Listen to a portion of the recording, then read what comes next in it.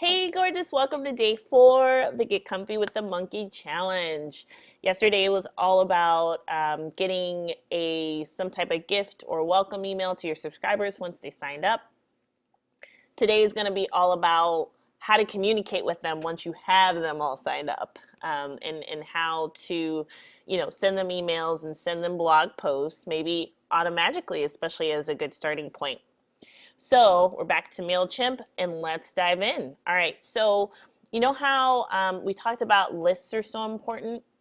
The other area that you are going to live in a lot is the campaigns. So campaigns is a big fancy word for your emails, essentially. And these are the emails that you want to send out to your subscribers, either, letting them know that you have news or updates, telling them about a new service, sharing blog updates, all that kind of stuff. So this is where we're going to focus today on campaigns. So we're going to go into the create campaign area. See, there's always a create button, which is pretty cool. So now we're going to choose the type of campaign to send. So the regular old campaign is basically an HTML email, which means that it's an email that has graphics and formatting and cool fonts and all that kind of stuff. And most of the emails that you receive probably are an HTML email. A plain text campaign is basically an email with no formatting whatsoever. It's very plain. It's like opening up like a notepad or a text editor on your computer and just, typing it. Most of the time though, if you create a regular old campaign, the system will auto create a plain text campaign for you. So, depending on your subscribers' email systems, they'll either see HTML or plain text, because some people prefer plain text emails, some people prefer HTML emails. It just kind of depends, but at least you kind of get the best of both worlds there. An A/B split campaign is essentially a way to test things, send two different things to two different sets of people and see what the response is. People will use this a lot for testing subject lines to see which one does better, and then they could figure out how they want to, do a subject line. The RSS driven campaign, now that is the campaign that's going to let you automatically send blog posts to your subscribers. And we're going to cover that in a little bit, but I'm going to start out with the regular old campaign. So I'm going to go to select.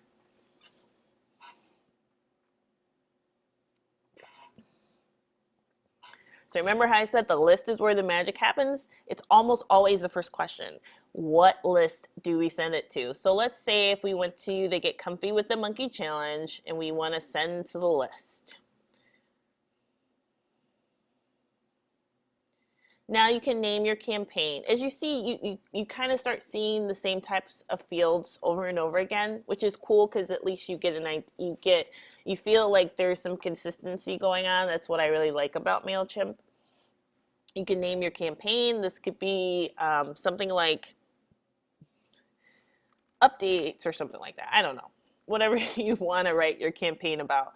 Now, if you name it here, when you name your campaign here, this is a name that's descriptive to you.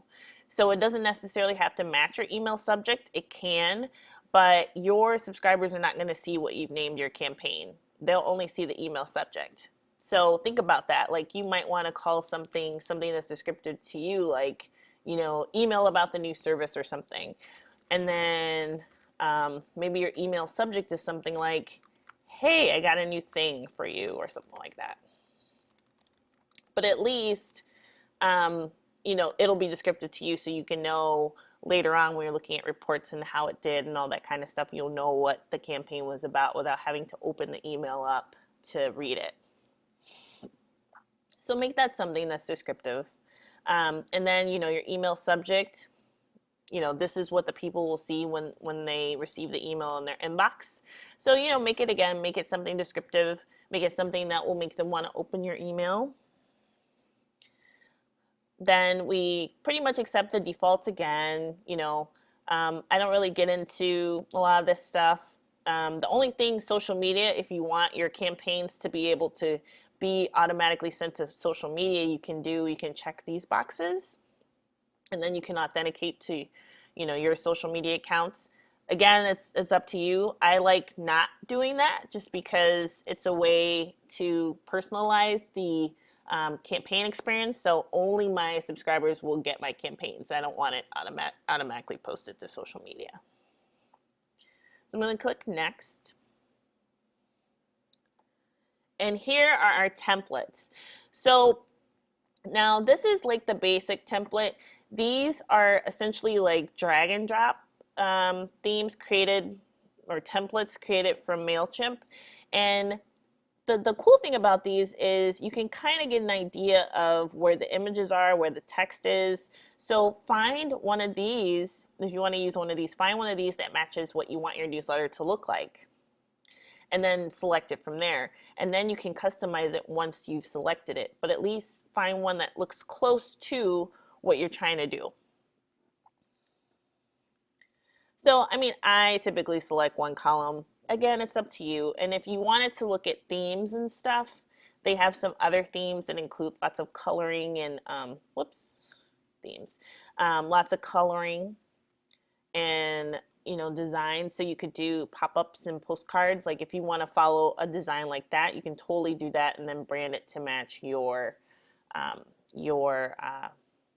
company's colors and stuff. But to keep things simple for this, I'm just going to do basic, and we're just going to do a one column.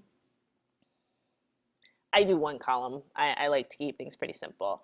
So here is, so if I click on any of these things, it lets me edit them in the right-hand box. So here's where I can offer a teaser, and I could say, you must open this now or something like that. So in this area, you can put like a little teaser of what, or a little preview of what your email's about.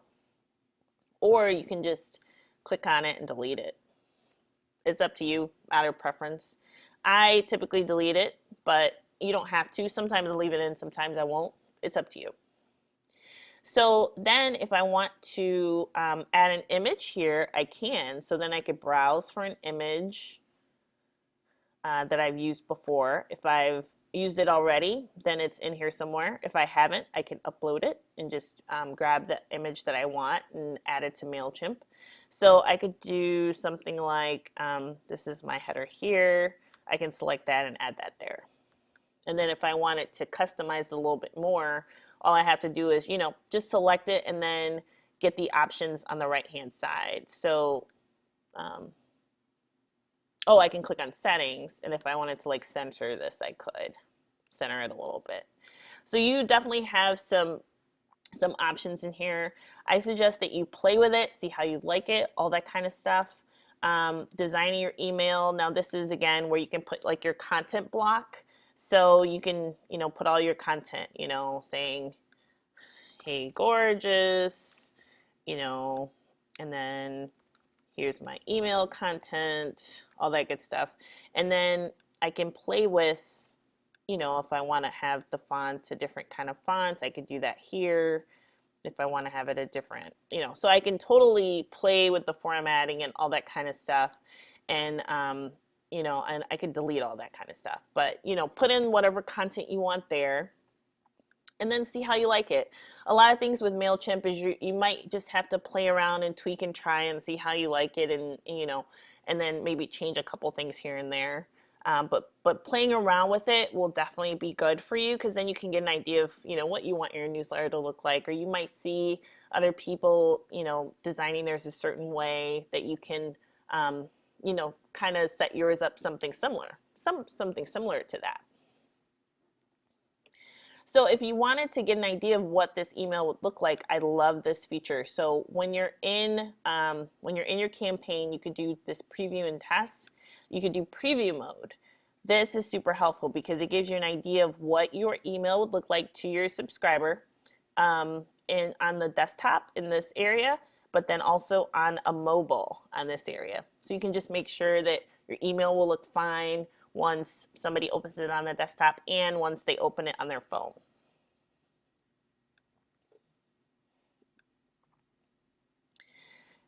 And another good way to test things out, you can send a test email to yourself. I could send a test email to myself, or send it to, somebody else in your team, or somebody else that you want to just take a quick look at it before before it's sent. And it's a good way for you to receive the email as if you were a subscriber. So that's another good way to just make sure that everything looks the way that you want it to look when it's sent out. So, you send tests and all that kind of stuff. And you can also, like if you're sending it to somebody else, you can also do something like where you can add instructions saying, hey, check this out, please review, let me know if you have any changes or comments and all that kind of stuff, which comes in handy. So also at this point, if you like the layout of this and you wanted to save it, you can save it as a template right here. So then next time you go through this process, you can just select that template and then, just add your new content in. So once you're happy with this and you're ready to go, you can click next. And then this is your confirmation page. So this is the page where you just kind of do your final review of everything. Now it's saying I have a problem, mainly because there's nobody on the list yet. But if there was somebody on the list, I wouldn't have that little X there. But as you see, this is a very helpful page, because then you can just make sure your subject line is good, that everything's set up the way you want, and all that good stuff. So it's not going to let me do it now because I don't have subscribers. But at this point, I can click on send over here, and it would send it out within a few minutes to my subscribers. Or if I wasn't ready to send it out, or if I wanted to schedule to send it at a later date, I could click on the schedule button and then select the date and time that I want people to receive the campaign. So that's how we do just a regular, campaign where we want to send content and all that kind of stuff.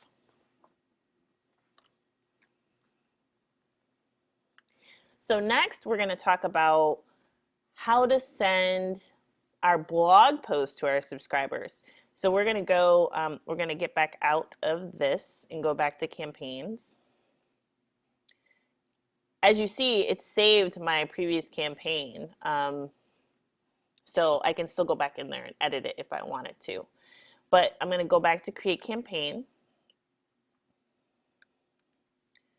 And this time I'm going to select the RSS driven campaign. So the RSS feed URL is essentially where your RSS lives, and RSS, it stands for really simple syndication, but I just think of it as a page where all of your blog posts live.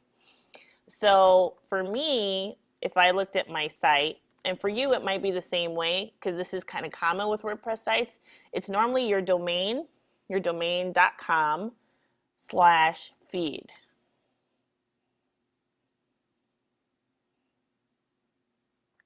So as you see, when I type in techbizgirl.com/feed, I get this nice page with all this awesome gobbledygook code and stuff, but my blog posts are in there somewhere. So that's essentially the page that you're looking for. So I can put that in here because that's what I want. That's what it's going to pull my blog post from. If I don't know what it is, you can typically just enter your domain.com and it'll find it for you. It can figure out where's the XML RSS page. So if you have any issues with that, just let me know. And so then the question is, well, when do we send it? So this is where you can decide if you want to send emails with blog updates weekly or daily, all that kind of stuff. So for example, if I post twice a week and then I send these weekly, then my subscribers would get one email with 2 blog posts every week. Or if I did it every day, then let's say if I did it every day on Tuesday and Thursday, then that probably means that my subscribers would get an email on Wednesday with Tuesday's blog post and Friday with Thursday's blog post. It really kind of depends on the timing when your blog post is published and when the schedule will send out. But if you don't publish anything, there will not be an email. So I have mine set up for every day at I think like 8 a.m. when I would set up blog posts. Again, this is up to you, and you can kind of you can see what you like better.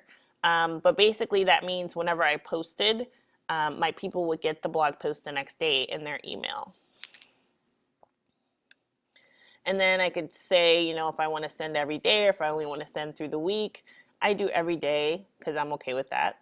Um, but you know, it just kind of depends on what's best for you. So click next.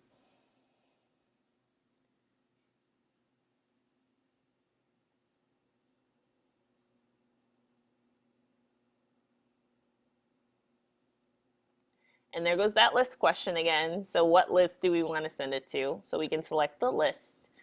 And we'll select our Get Comfy with the Monkey list.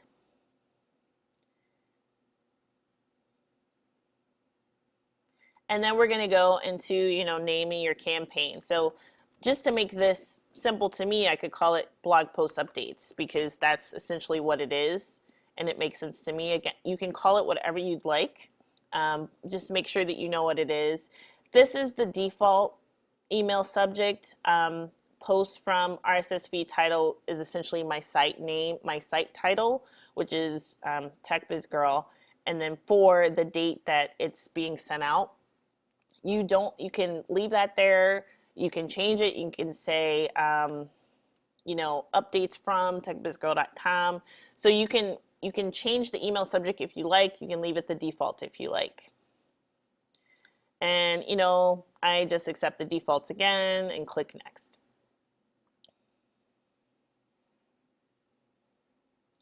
Now, when it comes to templates for the RSS driven campaign, I like to go and find an RSS template because it sets it up in a good way, and then I don't have to worry so much about adding other stuff in. So I could do a basic RSS template that kind of looks like a one column template. I could also do a template with a right sidebar. So I'll just do basic RSS template just to show you what it looks like.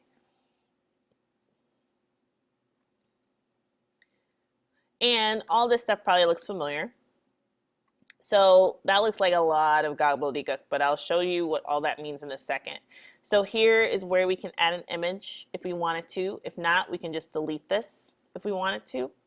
But you see, that's a lot of codey gobbledygook stuff.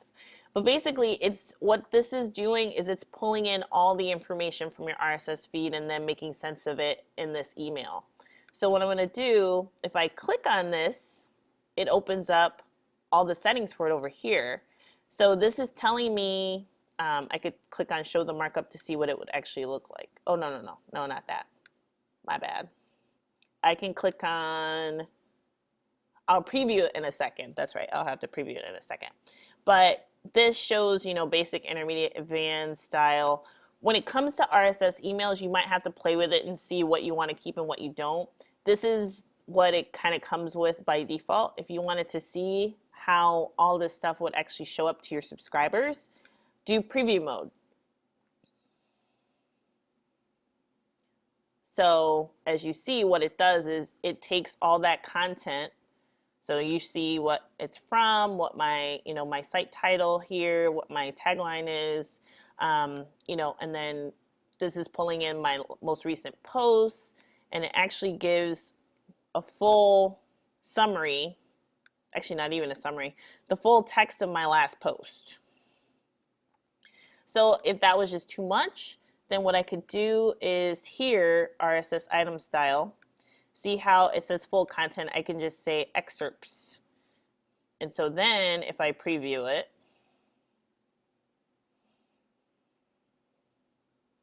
again, it'll just give like a little blurb and then something like a read more link when it comes up. So as you see now, okay, it's not working the way that I would have expected. Let me, oh, I didn't save it. That's what happened. If I preview it now, that's what I was looking for. So if I preview it now, it shows the excerpt and then it does a little blurb intro, and then I could click continue reading to continue reading that article on my site. So you can play with this a little bit. If you like the default, that's fine. If you want to make it less, you know, whatever, you can click on this RSS feed information. You can make this basic, so it will only include like the title and the description. So you can play around with these, just play around with it. And then for everyone that you select, go ahead and preview it just to make sure that it looks the way that you want it to look. because that's what it's all about. You can also, you know, send yourself a test email if you want to do that as well. Okay, but make sure you do save and close before you preview it. Sorry about that. Um, you know, sometimes we forget. But yeah, so if you want it, you know, so this heading looks a little simpler for my email. So if I want to do something like that, I can do that. So let's say I was done. I liked the way that looked. I thought it looked awesome. I can click next. If I wanted to edit an image, like I said before, I'll go ahead and add that there. But, you know, again, it's saying there's a problem, blah, blah, blah. My list is empty. But I can, again, just make sure, review that everything is the way that I want.